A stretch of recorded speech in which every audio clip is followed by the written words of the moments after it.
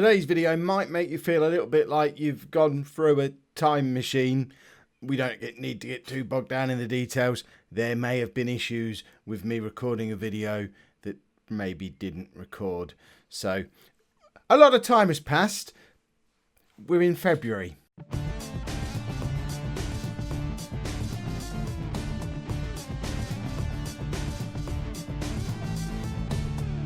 Hello and welcome to Season 21, Part 6 of Non-League to Legend. I'm Kev, and coming up on today's episode we have the first leg of our Champions League knockout first round against Wolfsburg and the League Cup Final against Stoke. That's right, we have our third consecutive League Cup Final. Since you were last with me, we've gone on a club record unbeaten run. I mean, it's 20 games in all competitions, well, more than 20 games in all competitions now. The last time you were with me was the 6-6 draw with Sunderland. I know we've played about 15 games since then. My excuse is I did record Bournemouth and Brentford because we had two Premier League games, but it didn't record properly. And since then, we haven't actually had two games together that I would want to show you. So I've kind of ploughed through a lot of cup nonsense, FA Cup replays, EFL Cup semi-finals, loads of nonsense. We're still not getting a league game today.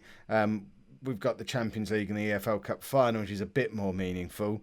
But then the league's really going to start to pick up because the league table, as it stands at the moment, 26 games in, it's a three-horse race, and it's the team we beat 6-0 and the team we beat 6-1 who are occupying the places above us.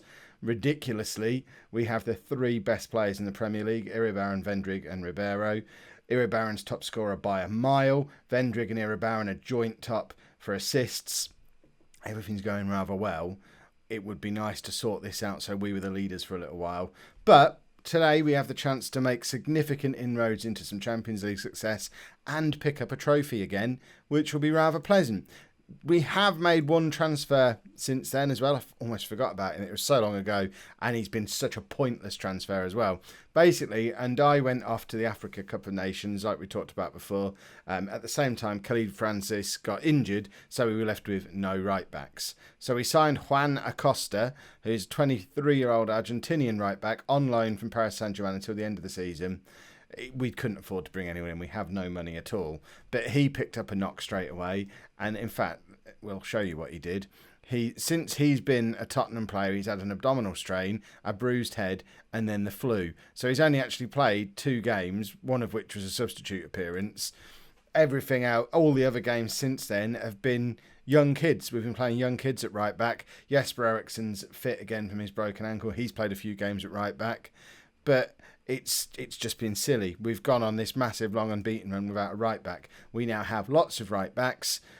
You lot are back, and presumably you're going to bring the curse of the camera with you, and we'll pick up our first 2 defeats since November, because that's just how these things happen, seemingly. So this is the team that we're going to be playing for the first of today's 2 games at home against Wolfsburg. We've got Igor in goal. A back four of Ribeiro, Plotnikov, Aribi and Ndai. Sedman, Fiorentini and Wagner are our midfield with Oscar. In behind, Vendrick and Iribarren. Iribarren hasn't stopped scoring, by the way. He's on 41 goals from 43 appearances. He won the Ballon d'Or again. He won World Player of the Year again. Interestingly, Liam Wells, while you were away, won European Golden Boy, taking the title for that away from Oscar, so he's the real deal as well. But Iribarren, World Player of the Year 2 years in a row. Paris Saint-Germain are chasing him. We've got Man United chasing Oscar after every single match. We're getting media reports about the 70, 80, 90 million pound offers that are going to be coming in for those 2 players in the summer. We need to win the league and or the Champions League to keep them, because big clubs are sniffing and they're ready to throw money around. Let's get into today's game. Obviously, if we get absolutely thumped by Wolfsburg, the chances of keeping them become more distant, and winning the league would be super, but I don't think that would be enough to keep them. I think we need to be a real European superpower. We need to go and win the Champions League. Yes, we're good. So are they. Let's score goals. I almost said hip hip hooray to make all that rhyme and thought better of it, but then felt the need to tell you about it anyway, so I've ruined not saying it. Oh, I'm ashamed of myself. I kind of want to abandon this video as well now, and we'll just, I don't know, we'll pick it up in like 3 years' time.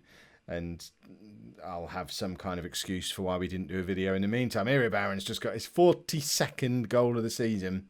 It's still only February. Puts us 1-0 up in the Champions League first knockout round. I don't like being at home in the first leg. When we had our Europa League run last season, I think pretty much all the way through the knockout rounds, we were away first. And it makes it much easier to know what you need to do in the second leg if the away goal nonsense is taken out of the equation in that first leg. But if we won 3-1 today, I'm going to come out of it not knowing if that was a good result or not. That displeases me. If we were away from home, we'd be happy with a 2-1, maybe even a 3-1 defeat, because we know we can turn it around in the home leg. So I guess on that basis, if we were to win 3-1 today, we'd have to be disappointed that we let an away goal in. Right, Sedman to Ribeiro. Crosses to, I don't even know whether that was Oscar or Vendrig who turned that in. It was Oscar. That's his 25th goal of the season.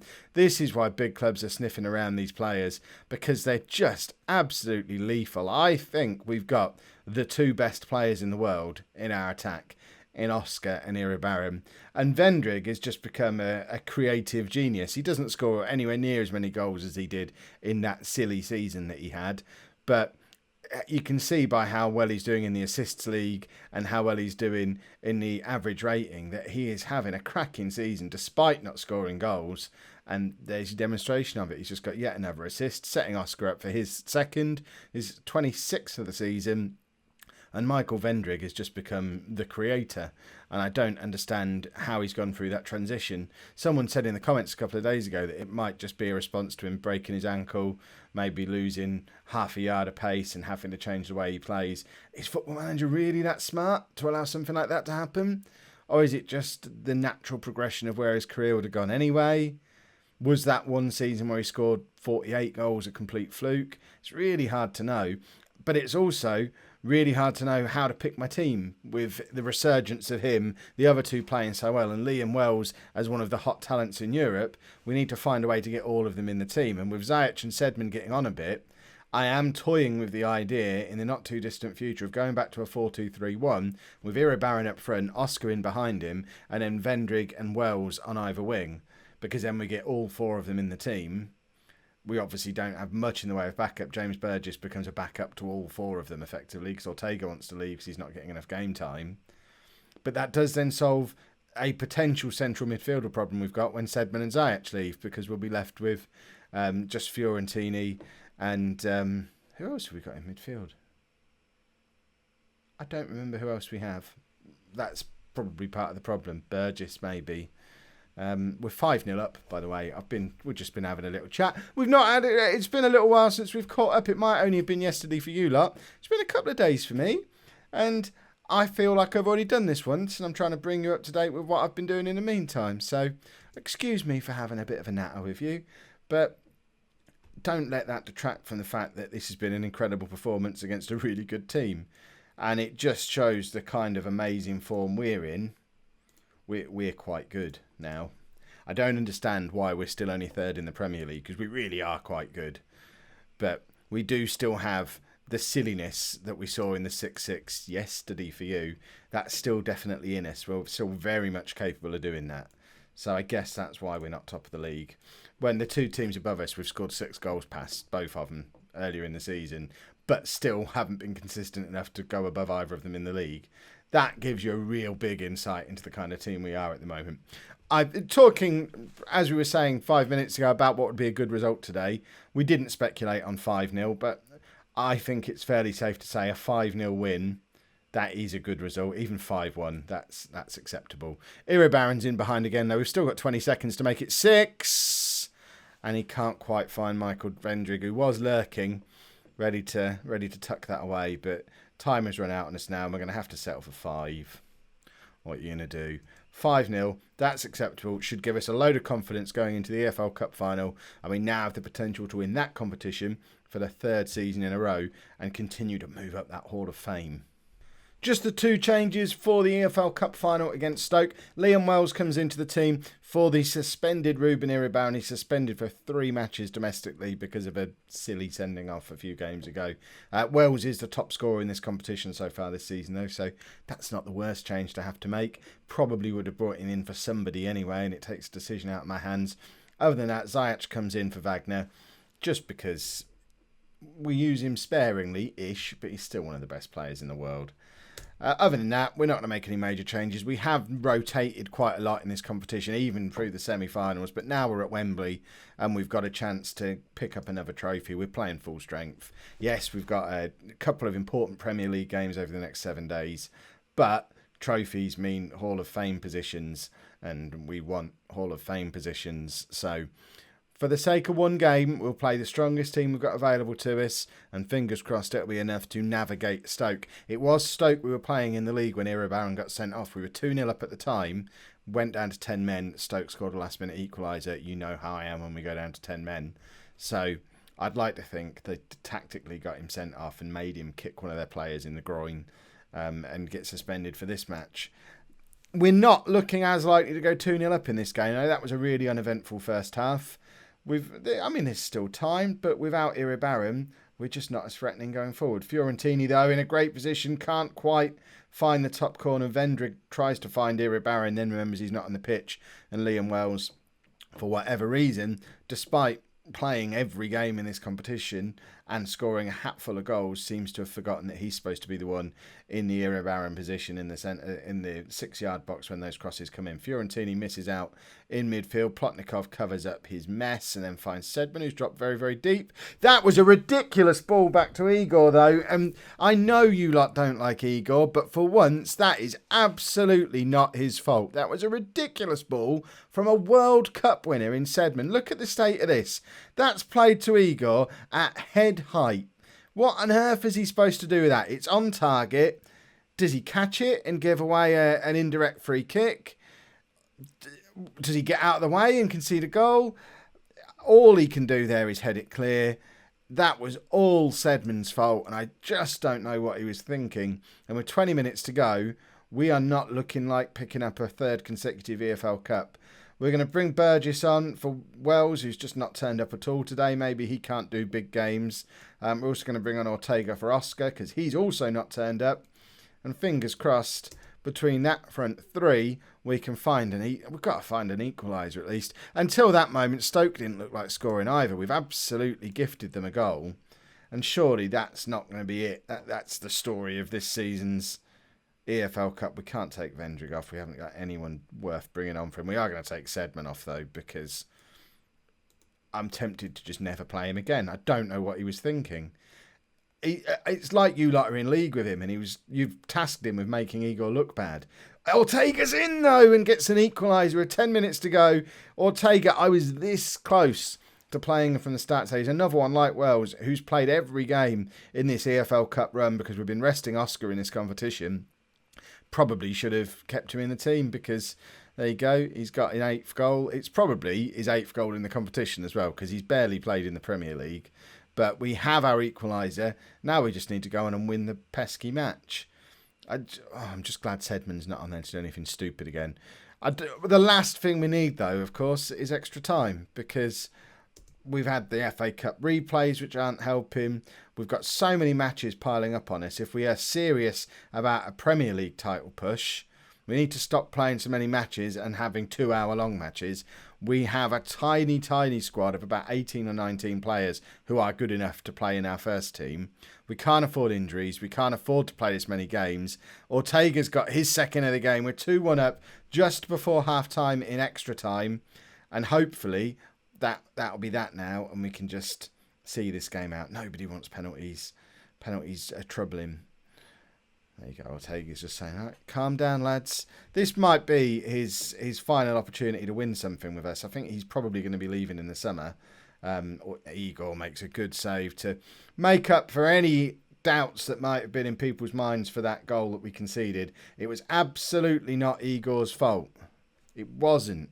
Leave the poor man alone. He's Brazil's captain. I can't remember if the whole captain thing was on the episode that never made it out. But general gist was Brazil's captain, and if he's Brazil's captain, he must be doing something right.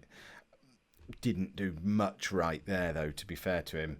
And Stoke have equalised and are surely going to be the more likely team to go on and win it. Their season, this is it for them. They're, after 10 years of being one of the big four, they're down in 10th, 11th place this season. This is their one and only chance to pick up some silverware. They want it more than we do. They've not played anywhere near as many games as we have. Surely they've got to be favourites at this point. And Vendrick has just hit the post. I like creative Vendrick. I like to imagine he's just like a future Dennis Bergkamp or something. But he needs to start scoring goals again. And it's a penalty shootout. And I'm not looking forward to this at all. Fiorentini makes it 1-0. I was tempted to put it in 3D, but it's already started now. Not a lot I can do at this point. And 1-1. And now we've got Vendrick, who has forgotten how to score goals. Has he forgotten how to take penalties? He has not. It's 2-1. This is excellent. Come on, Igor. Make yourself a hero. The comments will love you if you save a couple of penalties. There's one of them. Or was that... Did it hit the post? Let's not worry. We'll call that an Igor save. Burgess scores 3-1. Igor with another chance to make himself a hero again. And Igor is an absolute legend. I never doubted him. I can't believe you lot did. Plotnikov scores. It's 4-1 on penalties. We've won the EFL Cup for the third season in a row. And, I mean, that post-match team talk says it all. Nobody cared. But we've won it. And the only thing I'm really interested in is checking the Hall of Fame to see what impact it's had on that. So if we go to Hall of Fame, we're still just looking at the nationality one because we're nowhere near scratching the surface on any of the others. But we now have a third EFL Cup win. We're closing in on Granddaddy Chapman, Herbert, who, if we can win one of the other competitions, we're still in everything. If we can win another competition this season, we could potentially leapfrog not just Granddaddy Chapman, but maybe even Tottenham legend Bill Nicholson and push ourselves into the top 5 English managers of all time, which would be great. How are we doing on the whole, becoming a legend at the club dearly? We haven't checked this for ages. Not even on favoured personnel. I mean, really? Really? If you've enjoyed that, please make sure you pop a like on there for me. Subscribe to the channel if you'd like to see more. And thank you very much for watching.